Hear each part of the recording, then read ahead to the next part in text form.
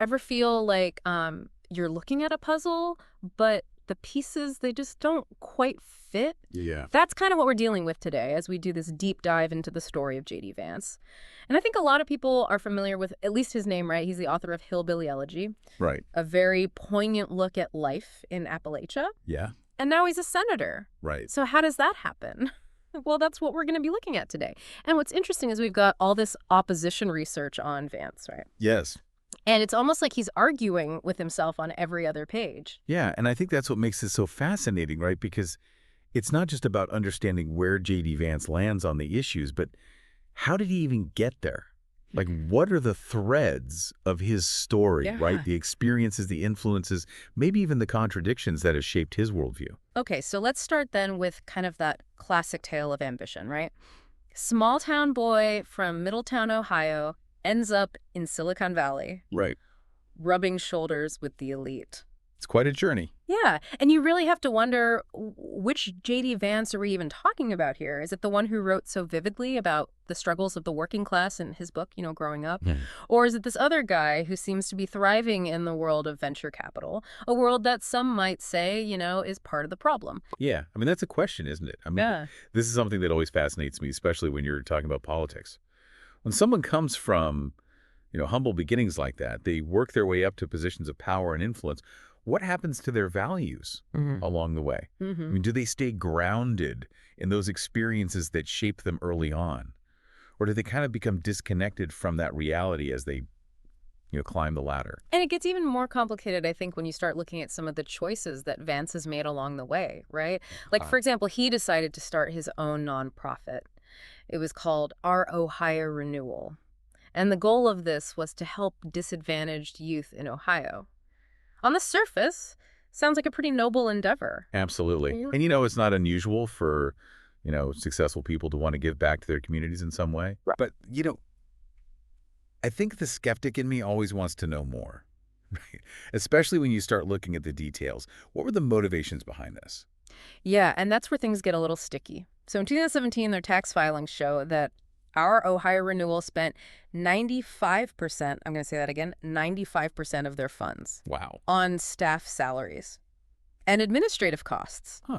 Now, we're not talking about programs, we're not talking about grants or any other kind of direct aid to the people they're supposed to be helping, just salaries. Yeah, and that's a huge red flag for me. It makes you question, what are their priorities?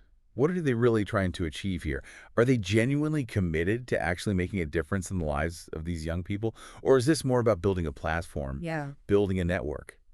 Maybe even as a stepping stone to further their own ambitions. It almost feels like, and this is something that we're seeing, potentially a pattern emerging here. It's like a disconnect between the words and the actual actions. Definitely. And this disconnect becomes even more apparent when we start to look at Vance's stance on free trade right now. Free trade's usually a big thing for conservatives, right? It's like one of their pillars. But Vance comes out and he's highly critical of it, and I'm quoting him here. He says, "These policies are culturally tone deaf. Nobody from Southern Ohio wants to hear about the nobility of the factory owner who just fired their brother." Right. So he's really tapping into, I think, a feeling a lot of working class people have. Absolutely. I think he's speaking to a very real anxiety that a lot of working class Americans feel. It's that sense that, these big economic theories like free trade, they sound great on paper, but they often come at our expense. Right. And I think he's acknowledging the human cost of globalization. Right. The jobs that are lost, Yeah. the families that are impacted. And I think that often gets lost in these discussions about, the greater economic good.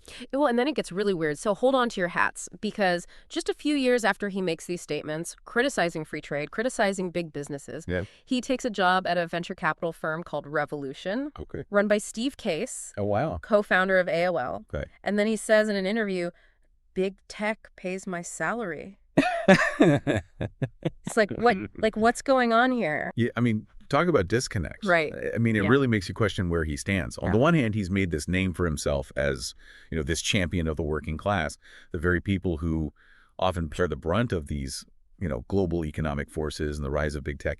And then on the other hand, he's directly benefiting from the success of those same forces. It's like he's living his book in reverse. Oh, wait. But, speaking of contradictions, let's talk about the elephant in the room. Okay. Donald Trump.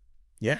I mean, if you only knew Vance from, his early days, you would think he was, like, leading the charge against Trump. Right. I mean, it was a different time, for sure, back then. I mean, Trump was such a curveball, Mm. Nobody really saw that coming, and I think it Yeah. forced a lot of people to kind of reevaluate, where they stood on things. Yeah. Well, Vance certainly didn't hold back. Yeah. He called him dangerous, said he exacerbates the worst tendencies, Wow. even compared him to an opioid for voters. Yeah, and, I think a lot of people were feeling that anxiety at the time. It wasn't just about Trump himself, but about what he represented. Yeah. The polarization, the erosion of norms, this rise of populism. And then everything changes. Yep. He goes from being this really vocal critic to actually endorsing Trump for president. How did that happen? It's the million-dollar question, Okay. right? It is. I mean, was it just a completely calculated move? Was it a genuine change of heart? I mean, what happened? It really makes you wonder about, political ambition in general. Right. Like, how much are people willing to compromise? You Right. know what calculations are being made behind the scenes. Like, where do your principles end and your ambition begins? It's a puzzle. It really is. And the plot only thickens, all right, because we start looking at Vance's campaign finances and some of his biggest donors. Yeah. Steve Case, his firm Revolution, Okay. they have a history of supporting liberal causes. Oh, wow. I mean, it's enough to make your head spin. Right. This is what I love about campaign finance. It's not always about just how much money is being raised, Yeah. but who's giving it, Yeah. and what are they hoping to get in return? Yeah. It's about trying to understand those motivations, those agendas that are often hidden behind the scenes, and how those influences, might actually shape how someone governs. Yeah, and then there's this other detail that's kind of interesting. So Vance, he reimburses himself, okay, for loans that he made to his own campaign to the tune of $614,500. Okay, so it sounds like he's got some money to throw around. And look, it's legal, Okay. but it does make you wonder about transparency, right? Yeah. Accountability. Right. And it also kind of highlights the fact that he had significant personal wealth that he was able to use to fund his own campaign. Yeah. Which a lot of people, especially those who are claiming to represent the working class, they don't have that luxury. Right. Exactly. And speaking of finances, let's talk for a second about his real estate. Okay. He's got 2 properties, Okay. one in Ohio Mm-hmm. and one in Washington, D.C. Okay. Now, what's interesting is the timing of the D.C. purchase. His wife bought it while he was still living in Ohio. Oh. And it makes you think, how committed is he really to Ohio? Right. Like, are his ambitions really aligned with the people that he's supposed to be representing? Right. Because it's one thing to, talk the talk, but are you walking the walk? Exactly. So it's just another layer in this very complicated story of JD Vance. Yeah. We've got contradictions, we've got ambition, a lot of political maneuvering. And as we move on, we're going to keep pulling these threads, and we're going to be looking at his stances on social issues and how his relationship with the Republican Party has kind of evolved over time. So stick with us.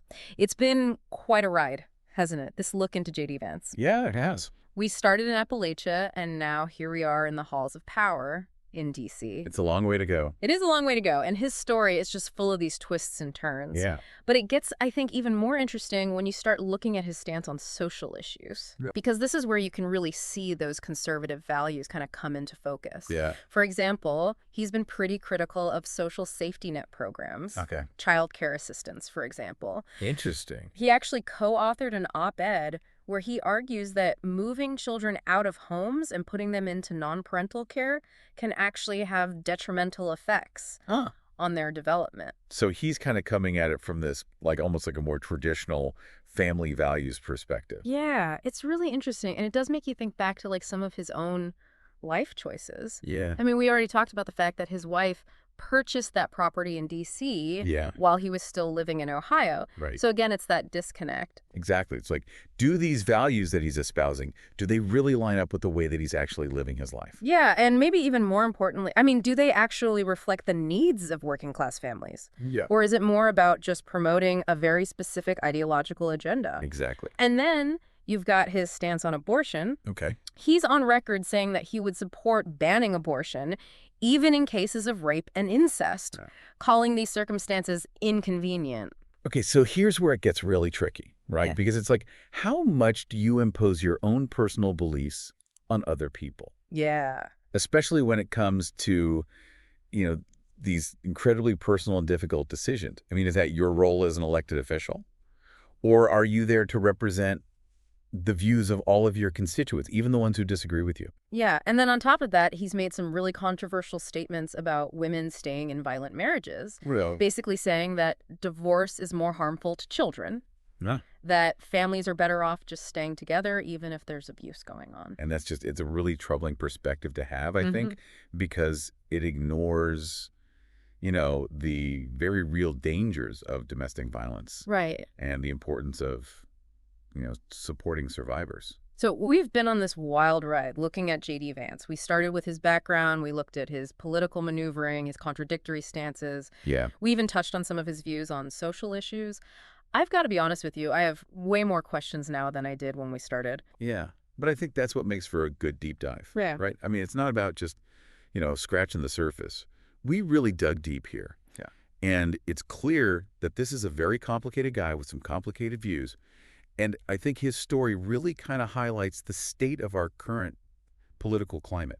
So where does that leave us? I mean, what are people supposed to take away from all of this? Well, I think the most important takeaway here is don't just take things at face value. Right. Don't believe everything you read. Question everything. You've got to look beyond those headlines, look beyond the sound bites, and really think critically about the information that's being presented to you, especially when it comes to public figures. JD Vance is just one example. I mean, this is happening everywhere. It's a good point. It's so easy to get caught up in the drama, the rhetoric. But at the end of the day, we all have a responsibility to be informed, to be engaged, Yeah. and to hold our leaders accountable. That's a good place to leave it, I think. That's a lot to think about. Thank you for joining us on this deep dive into the world of JD Vance. It's been real.